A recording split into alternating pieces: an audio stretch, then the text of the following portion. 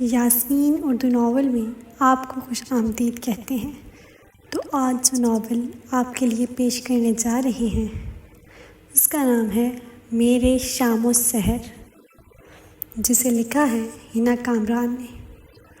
تو چلتے ہیں آج کے ناول کی جانب۔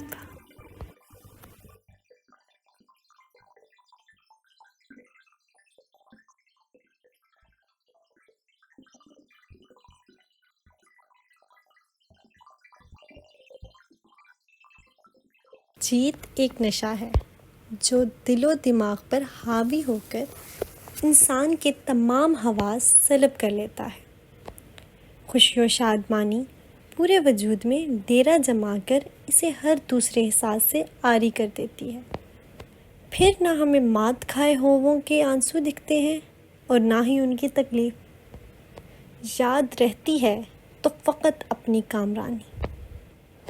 بازل تہمان بھی اپنی جیت کے نشے میں چور خرامہ خرامہ سیڑھیاں چڑھ رہا تھا۔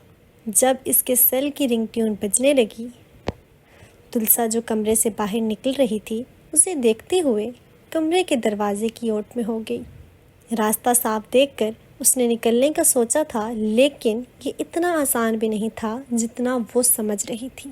السلام علیکم حابی، کیسی ہیں آپ؟ خوشی سے لبریز آواز کے ساتھ اس نے پوچھا تھا، اس بات کی پرواہ کے بغیر کہ اس وقت ان کے دل پر کیا گزر رہی ہوگی۔ تو یعنی تم نے اپنی ضد پوری کی؟ میری ناراضگی، میرے آنسو، میری براہٹ کے سبب وہ درمیان میں اٹک گئی تھی۔ میری ریکویسٹ بھی تمہارے لیے کوئی معنی نہیں رکھتی تھی بازل تہمان۔ تم نے مجھے بہت دکھ دیا ہے۔ وہ خاموشی سے حابی کے گیلے لفظ سنتا گیا۔ تم نے صوفی کا بھی دھیان نہیں کیا، اس پر کیا گزرے گی؟ کیا وہ تلسا کو ایکسیپٹ کر پائے گی؟ اس کا کیا ری ایکشن ہوگا؟ سوچا ہے تم نے؟ بازل نے سنجیدگی سے اپنی بھویں کھجائی تھی۔ تلسا نے دروازے کی جھری سے اس کے چہرے کو دیکھا۔ وہ کہہ رہا تھا، وہ میری بیٹی ہے حابی، اپنے بابا کی بات کو ضرور سمجھے گی۔ ویسے بھی وہ ابھی بہت چھوٹی ہے، مجھے امید ہے تلسا کو جلد ایکسیپٹ کر لے گی۔ حیران کن پھٹی آنکھوں کے ساتھ منہ پر ہاتھ رکھے وہ اس انکشاف کو ہضم کرنے کی صحیح میں تھی۔ حابی نے آنکھیں میچی کر کھولی، پھر پوچھا، تم نے اسے منایا کیسے؟ مجھے صرف سچ سننا ہے۔ پہلے آپ رونا بند کریں گی پلیز؟ اس کی سخت آواز ابھری تھی۔ یہ میرے سوال کا جواب نہیں ہے۔ جب اسے پرواہ نہیں تھی تو وہ کیوں اس کی پرواہ کرتی؟ بازل نے سرد آہ بھری، پھر بول کر اپنے پاؤں پر کلہاڑی ماری اور تلسا کے اندر شعلے بھڑکا گیا۔ دراصل اپنی شامت کو خود آواز دی تھی۔ میں نے اسے جھوٹ بولا کہ اس کی بہن میرے قبضے میں ہے۔ نکاح کرنے کے بعد ہی میں اسے جانے دوں گا، جبکہ زرین کو تو میں وہی ڈرائیور کے ساتھ ہی چھوڑ آیا تھا اور وہ صحیح سلامت گھر پہنچ گئی تھی۔ تلسا کا اس دھوکے پر رونے کا جی چاہا۔ اپنے آپ کو ترم خواں سمجھنے والی کتنی بڑی مات کھا بیٹھی تھی۔ اس نے جھٹکے سے دروازہ بند کیا۔ بازل فوراً متوجہ ہوا تھا۔ حابی، میں آپ کو بعد میں کال کرتا ہوں، کہتے ساتھ ہی اس نے کال کٹ کر کے سیل پینٹ کی جیب میں اڑیسا۔ تلسا نے دروازہ لاک کر کے اندر والی کنڈی بھی لگا لی تھی۔ مشتعل سی وہ ڈریسنگ کی طرف بڑھی اور اس پر موجود تمام اشیاء کو زمین بوس کر دیا۔ پھر اس نے بیڈ شیٹ کو فل طاقت سے کھینچ کر نیچے گرایا تھا۔ شدت سے آنسو اس کی غلافی آنکھوں سے بہہ رہے تھے۔ وہ رونے کے ساتھ چیخ بھی رہی تھی، تلسا دروازہ کھولو، یہ پاگل پن نہ ہی کرو تو بہتر ہے۔ بازل کو اندر سے توڑ پھوڑ کی آوازیں آ رہی تھی۔ نوب کو پکڑ کر اس نے پوری قوت سے گھمایا تھا۔ پریشانی اور غصے سے اس کے دماغ کی نسیں پھٹنے کے قریب تھی۔ تلسا، تمہیں سمجھ نہیں آ رہی، کھولو دروازہ، نہیں تو میں توڑ دوں گا۔ تلسا پردوں کی جانب بڑھی اور ان پر لٹکتے موتیوں کی لڑیاں دونوں ہاتھوں سے کھینچ ڈالیں۔ ایسا کرنے سے اس کے ہاتھ لہو لہان ہو گئے تھے۔ بازل کی فضول سی دھمکی سے اس کا پارا مزید چڑھا۔ For God sake, please leave me alone please. ہجانی انداز میں وہ حلق کے بل چلائی تھی۔ ڈور کے ساتھ زور آزمائی کرتے بازل کے ہاتھ تھمے تھے۔ دانت پیستا ہوا وہ وہاں سے ہٹا اور تیزی سے سیڑھیاں پھلانگ کر اسٹڈی میں آیا تھا۔ دروازے کو زور سے بند کر کے اس نے شیروانی کے بٹن کھول کر اسے زمین پر پٹخا۔ بلیک ٹی شرٹ میں اس کا کسرتی جسم نمایاں تھا۔ جینس کی پاکٹ سے اس نے سیل فون نکالا۔ اس کی انگلیاں برق رفتاری سے میسج ٹائپ کر رہی تھیں۔ مبارک ہو تمہارے آنسو، تمہاری بددعائیں رنگ لے آئیں۔ سینڈ کرتے ہی اس نے سیل فون دور اچھالا تھا۔ دونوں ہاتھ ٹیبل پر رکھے وہ سر جھکائے خود پر کنٹرول کرنے لگا۔ سنو، تم نے کبھی ساحل پر بکھری ریت دیکھی ہے؟ سمندر ساتھ بہتا ہے مگر اس کے مقدر میں ہمیشہ پیاس رہتی ہے۔ سنو، تم نے کبھی صحرا میں جلتے پیڑ دیکھے ہیں؟ سبھی کو چھاؤں دیتے ہیں مگر ان کو صلے میں ہمیشہ دھوپ ملتی ہے۔ سنو، تم نے کبھی شاخوں سے بچھڑتے پھول دیکھے ہیں؟ وہ خوشبو بانٹ دیتے ہیں بکھر جانے تلک، لیکن ہوا کا ساتھ دیتے ہیں۔ سنو، تم نے کبھی میلے میں بجتے ڈھول دیکھے ہیں؟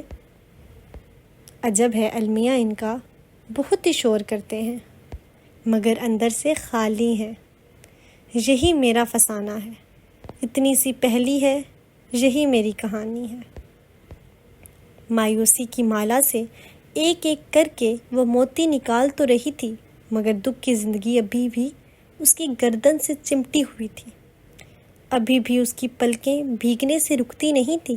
وہ جتنا ماضی سے دور بھاگتی تھی اتنا ہی ماضی کسی آسیب کی طرح اس سے چمٹا رہتا تھا۔ اپنی ہی سوچوں میں وہ گم اپنے ماضی میں کھوئی ہوئی تھی۔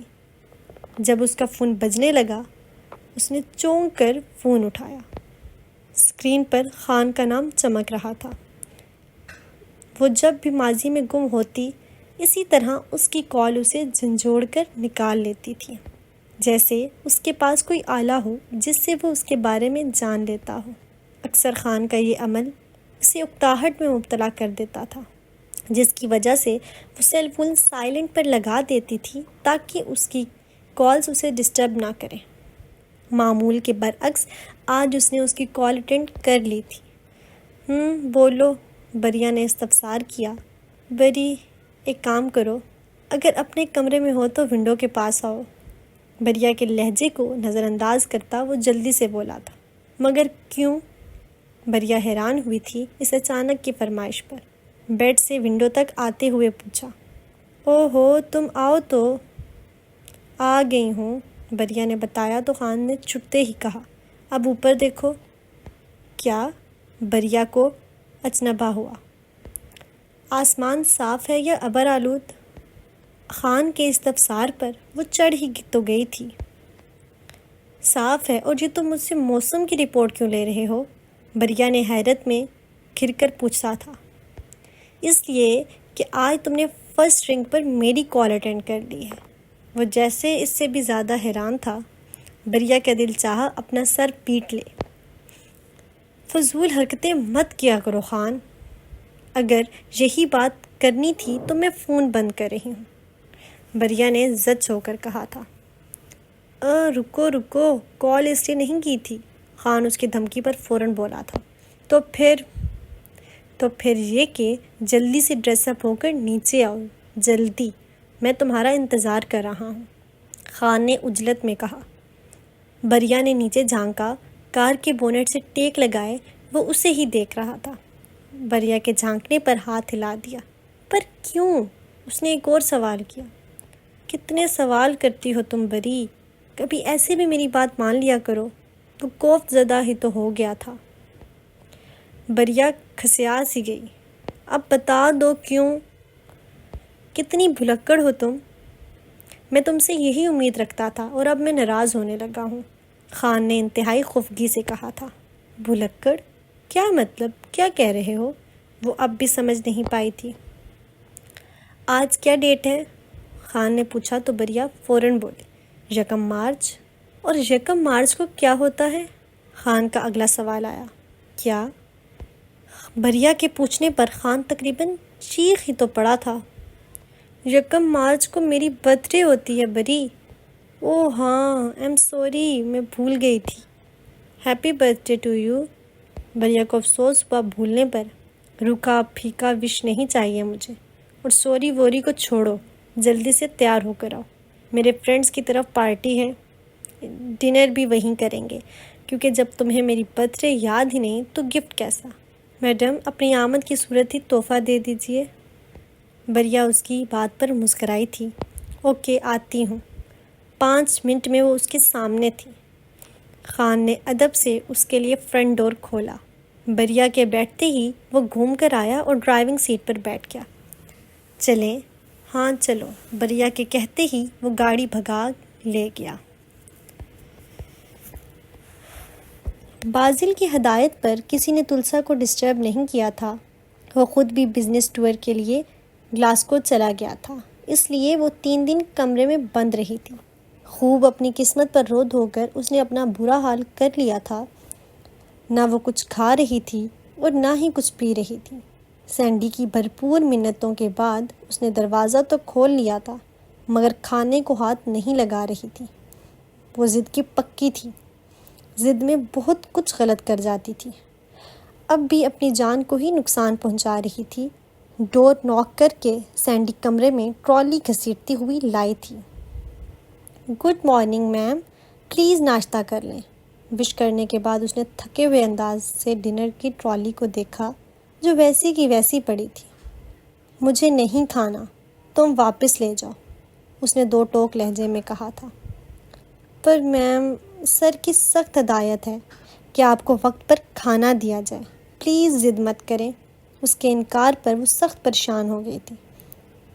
تلسا نے اس سخت نظروں سے اسے دیکھا، وہ ڈر گئی۔ اپنے سر کو کہو کہ وہ خود وقت پر کھائیں، دوسروں کے لیے پریشان ہونے کی انہیں کوئی ضرورت نہیں ہے۔ وہ تنفر سے پھنکاری تو سینڈی اس کے غصے کی نوعیت بھانپتے ہوئے کمرے سے چلی گئی۔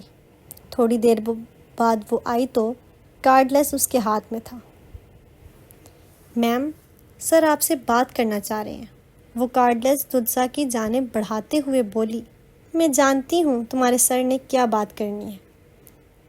ان سے کہو کہ تلسا کوئی کٹ پتلی نہیں ہے جو وہ اسے اپنے اشارے پر نچائیں گے۔ جو میرے دل میں آئے گا میں وہی کروں گی۔ وہ بضد تھی۔ سینڈی بے بسی سے باہر چلی گئی۔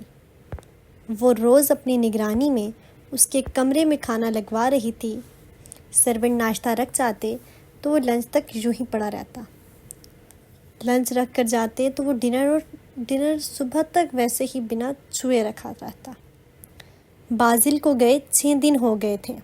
سینڈی مسلسل اس تلسا کے بارے میں انفارم کرتی تھی۔ تلسا کی بچگانہ حرکتوں نے اسے پریشان کر کے رکھ دیا تھا۔ گلاسکو میں اس کا کام 1 ہفتے کا تھا، مگر جیسے تیسے کر کے وہ 6 دن میں کام وائنڈ اپ کر کے آ گیا تھا۔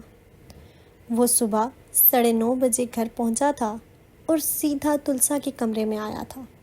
اس وقت وہ کمبل میں منہ دیے گہری نیند سو رہی تھی۔ اس نے تلسا کو اٹھانے کی بجائے وہیں صوفے پر بیٹھ کر اس کے اٹھنے کا انتظار کرنے پر اکتفا کیا۔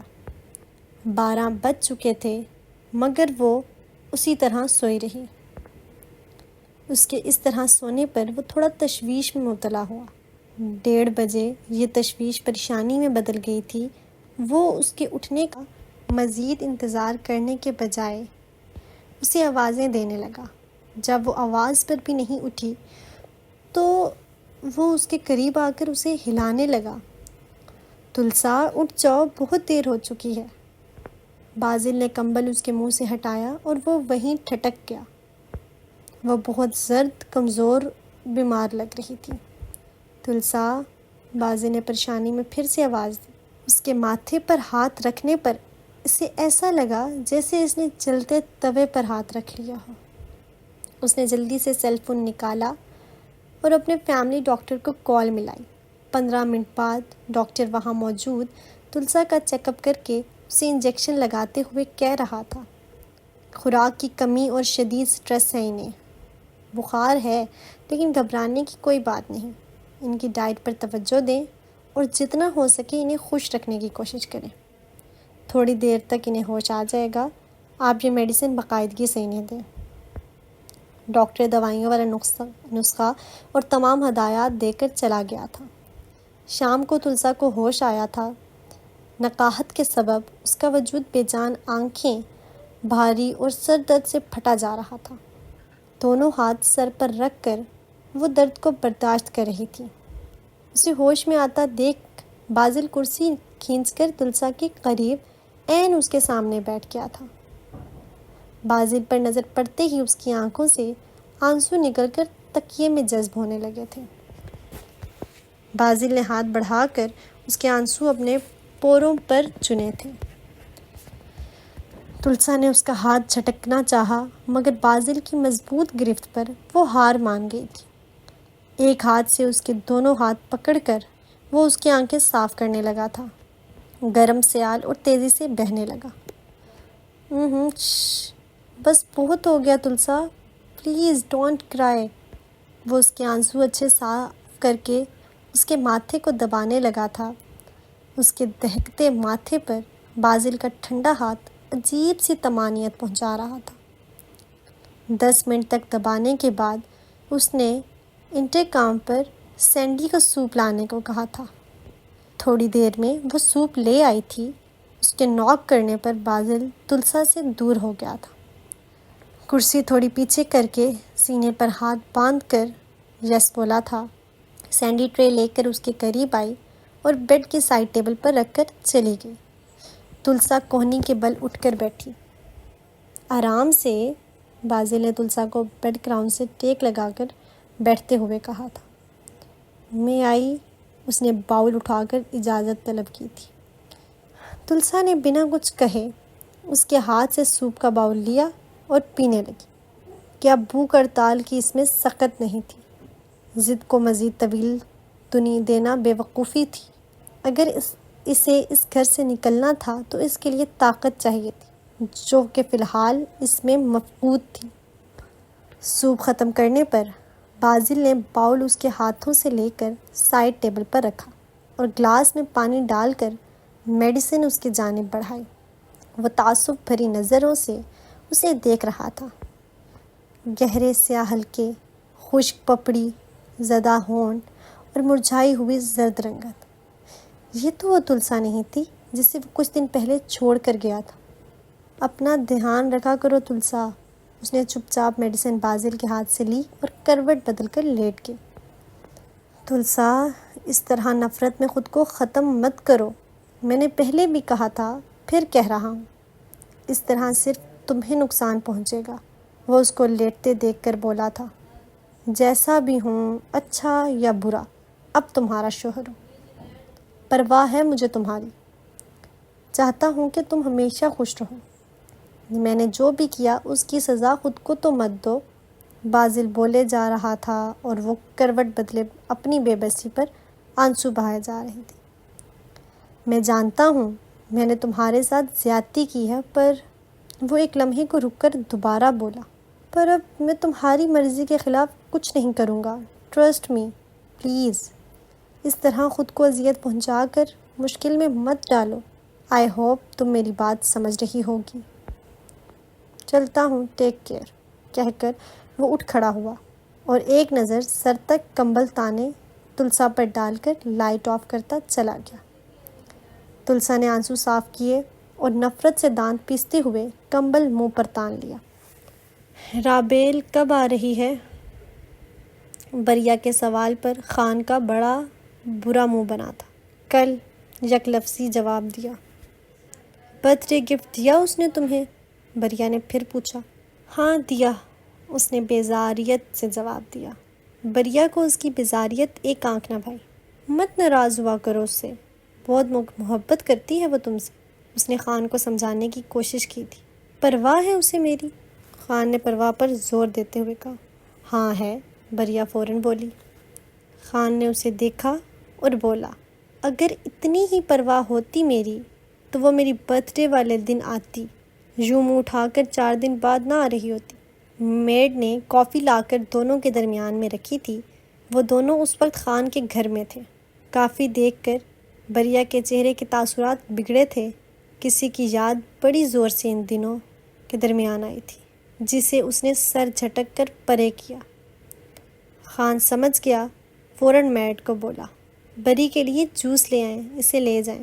میڈ ایک کافی کا مگ اٹھا لے گئی۔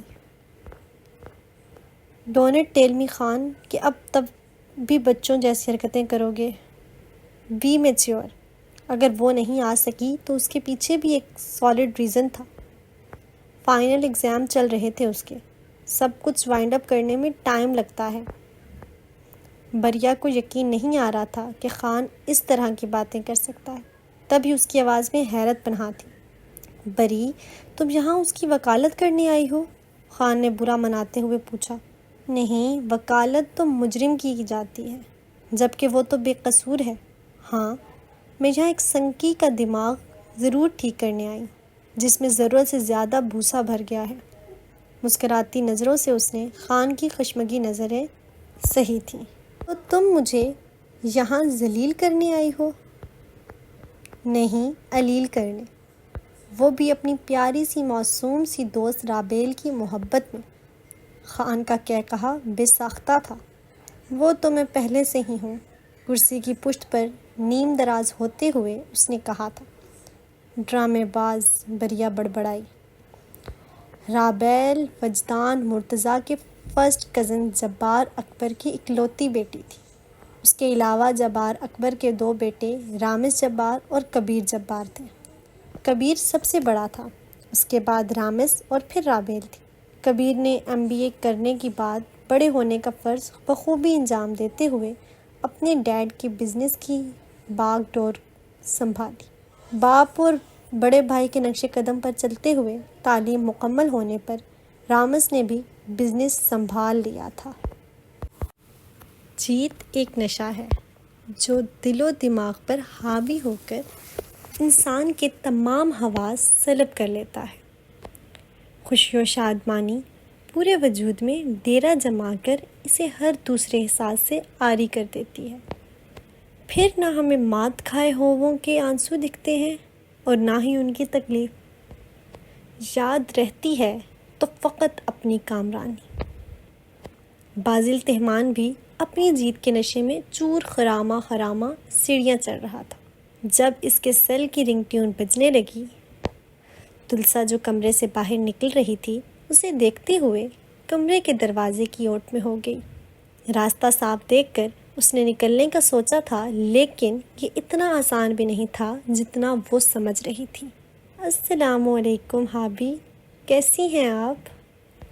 خوشی سے لبریز آواز کے ساتھ اس نے پوچھا تھا، اس بات کی پرواہ کے بغیر کہ اس وقت ان کے دل پر کیا گزر رہی ہوگی۔ تو یعنی تم نے اپنی ضد پوری کی؟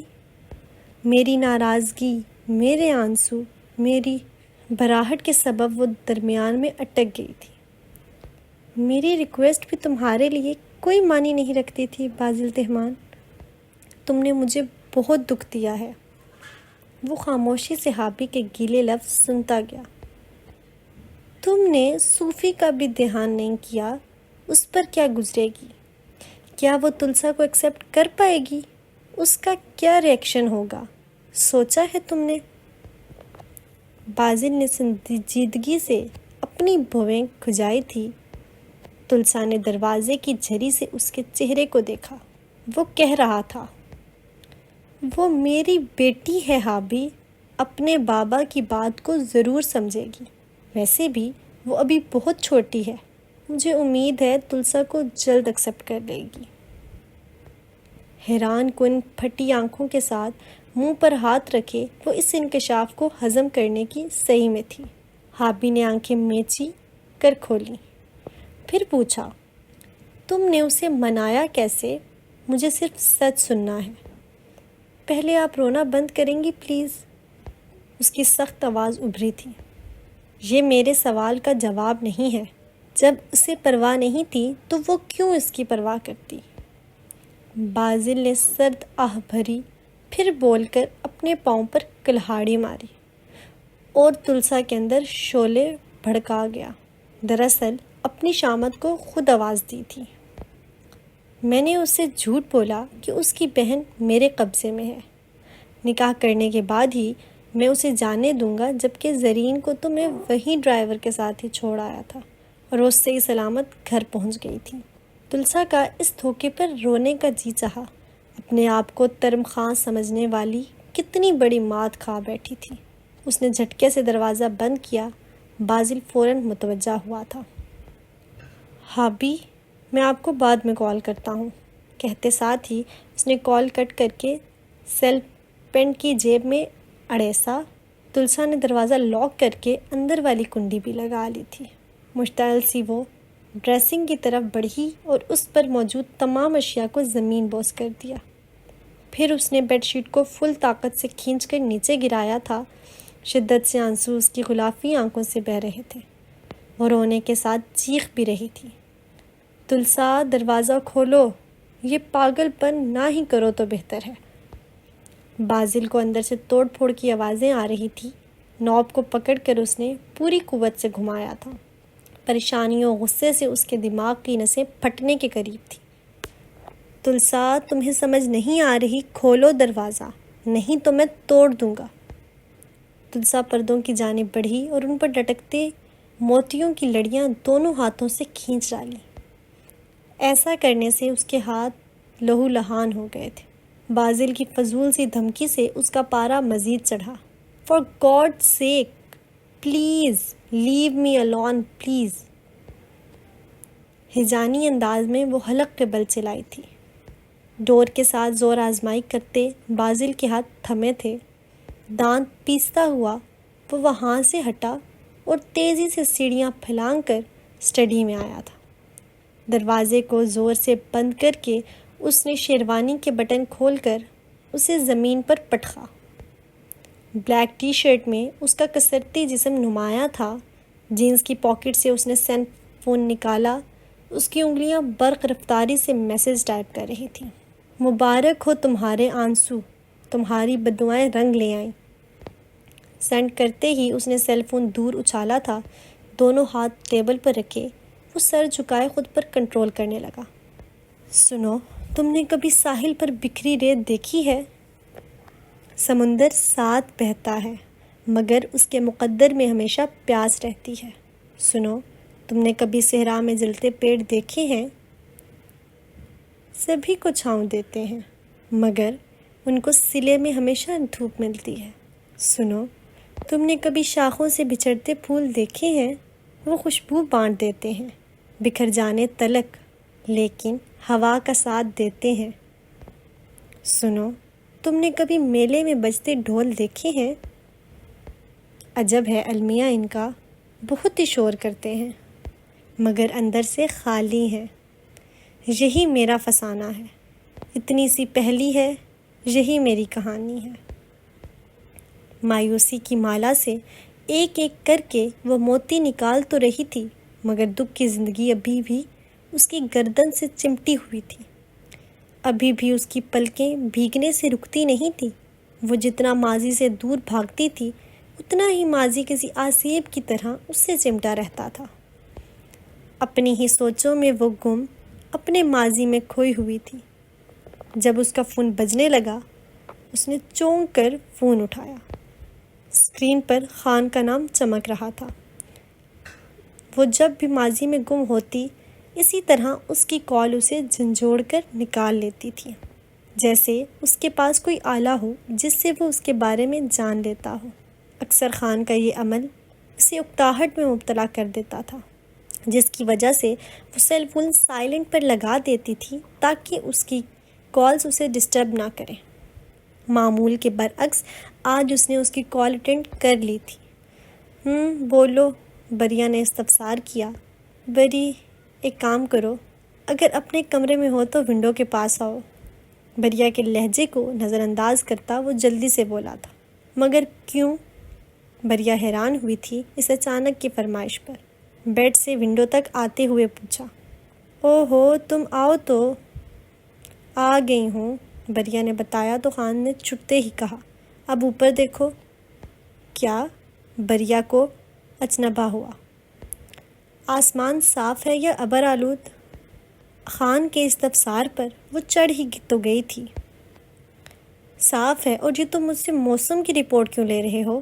بریا نے حیرت میں گھر کر پوچھا تھا۔ اس لیے کہ آج تم نے فرسٹ رنگ پر میری کال اٹینڈ کر لی ہے۔ وہ جیسے اس سے بھی زیادہ حیران تھا۔ بریا کا دل چاہا اپنا سر پیٹ لے۔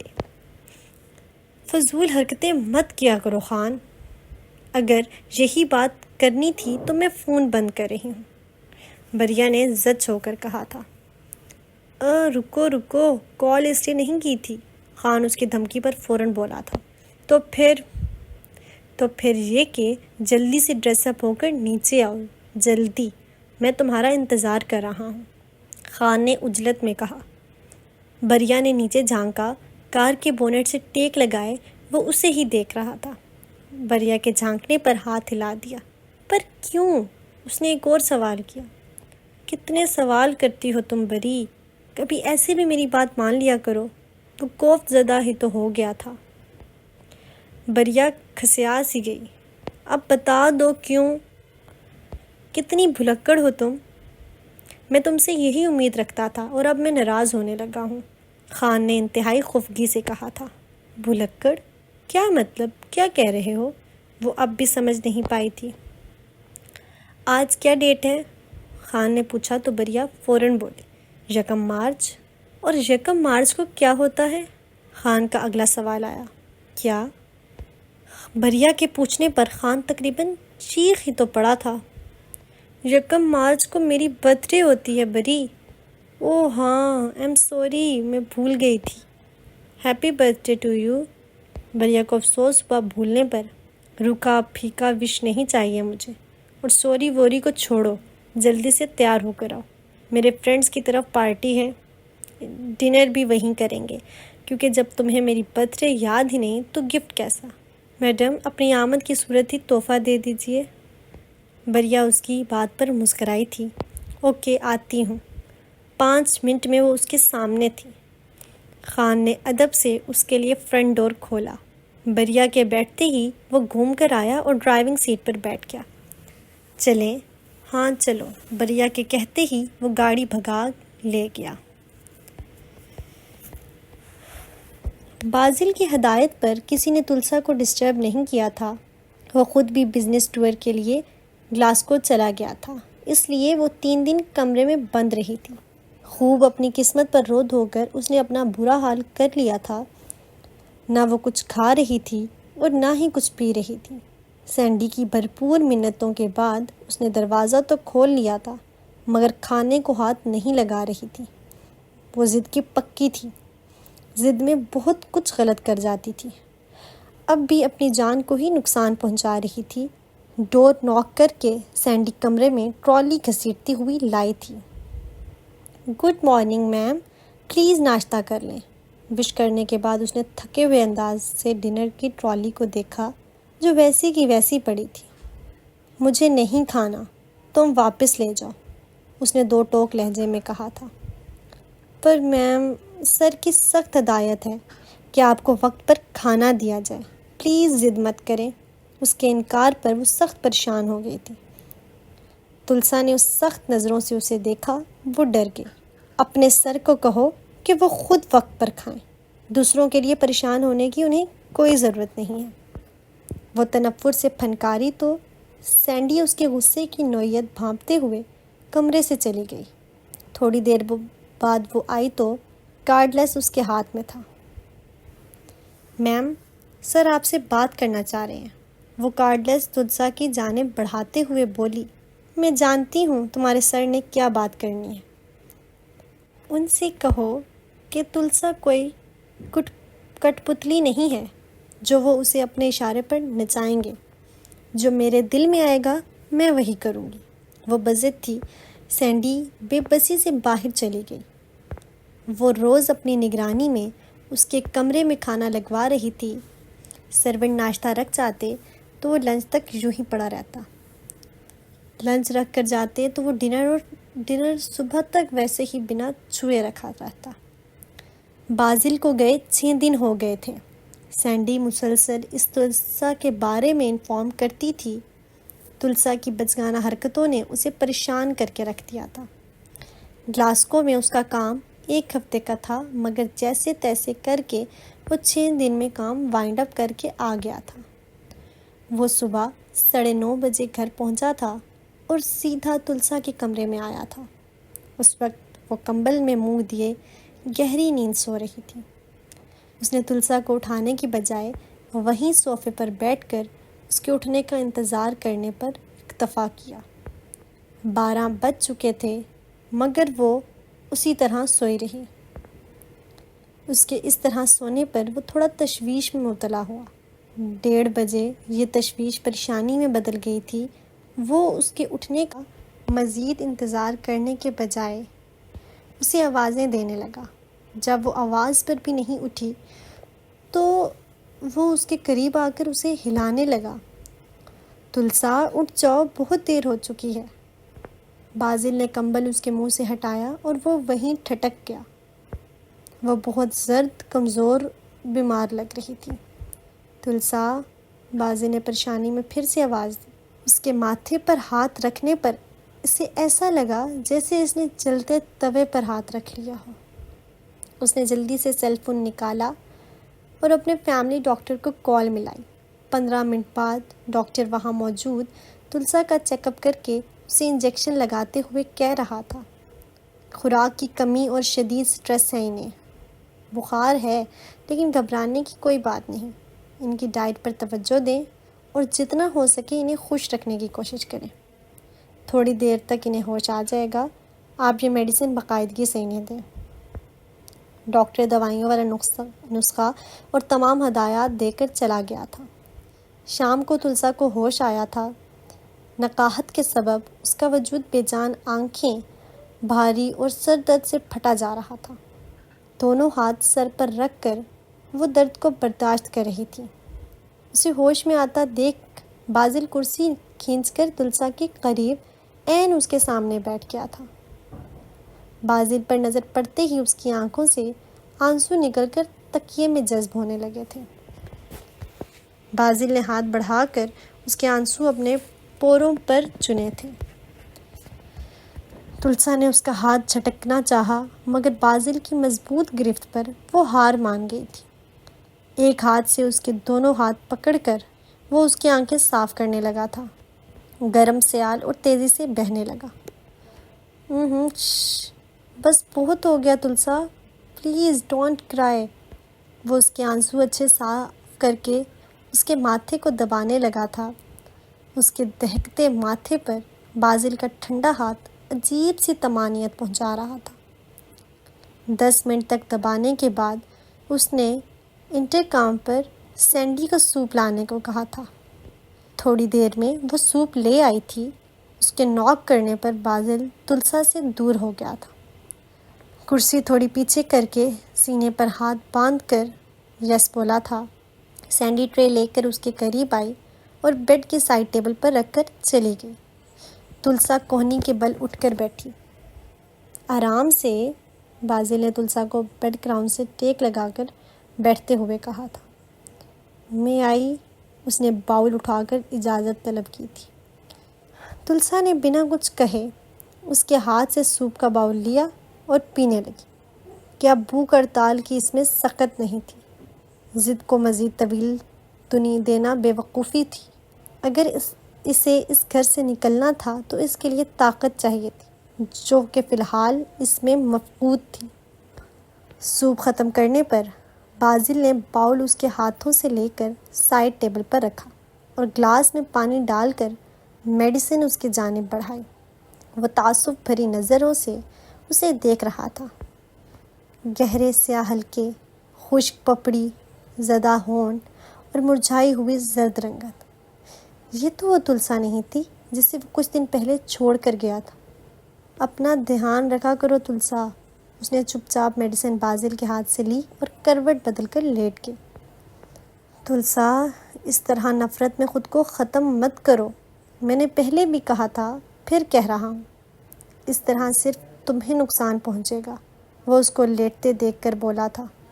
جیسا بھی ہوں، اچھا یا برا، اب تمہارا شوہر ہوں۔ پرواہ ہے مجھے تمہاری، چاہتا ہوں کہ تم ہمیشہ خوش رہو۔